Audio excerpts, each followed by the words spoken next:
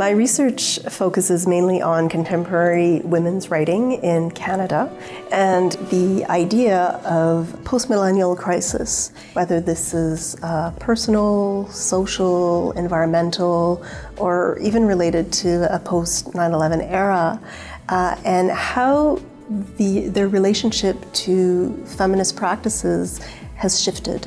I've always been interested in the possible dialogues and collaborations that occur both in the cultural production and the literary criticism in Quebec and in Anglophone Canada. What I do see and what I find really fascinating is a certain revival of feminist ethics of care.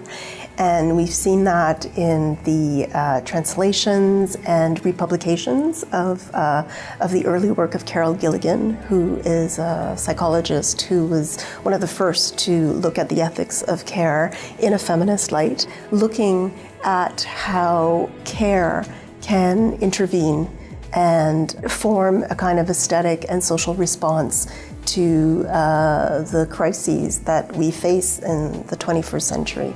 As I look into writings by settler and indigenous women in French and in English, I'm seeing a poetics that is joining indigenous feminist worldviews as well, in which the idea of domestic personal care with nation building.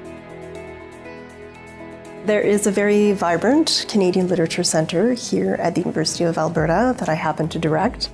There are many opportunities for graduate students to be involved in the CLC. We do try to promote and foster emerging scholars, and there's also a great opportunity to engage with writers themselves. Being iconic is not the walk in the park you might suppose.